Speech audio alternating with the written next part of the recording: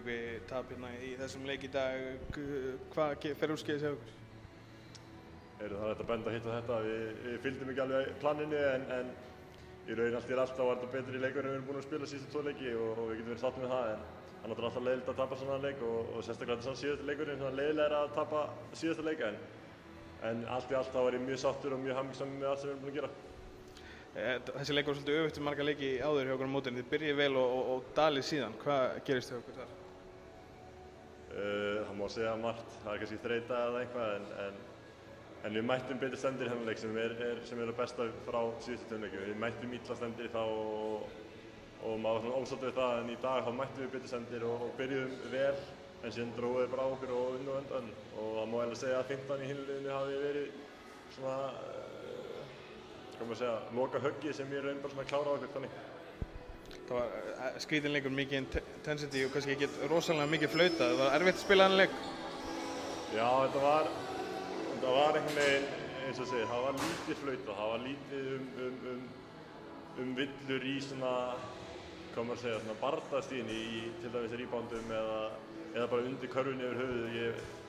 Það var lítið flautað undir en það er svo sem ekkert hægt að kvarta, það var báðum megin lítið en á saman tíma þá erum við minni þannig að við fáum minn eða sem sagt það er erfiðar fyrir okkur að skora undir körfunni sem lið og það svona endaði verð fyrir okkur í lokin en það er bara hannig.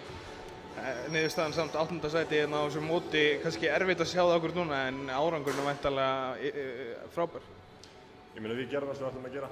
Við sögumst alltaf að vinna, ætla að koma beint úr riðlakeppninni, komast upp úr riðlakeppninni með one date sigur og þá vera ekki í síðasta sæti og spila á móti einhverju liði sem við ættum séns í og við lendum á móti Svíum sem er með hörku lið en við náum að vinna þá og komumst við strax í þá stöðu að vera öruggir og vera þá tækna sér búin að ná markmiði sem við vorum með. Náttúrulega vildum við alltaf ná lengra en við komumst hingað og það er bara frábært og bara komast í 8. sæti, þetta er bara snillt, bara vel gert fyrir liðið og bara vel gert fyrir körfuboltann á Íslandi. Það er ekki mikið pása fyrir þig, þú kemur heim hvað á morgun eða hinn og þá er bara A-landslið, athygli sem þú fengið hér, það gerir þið væntanlega ennþá ákveðnari að komast á Eurobasket. Jú, maður þarf að komast í mót.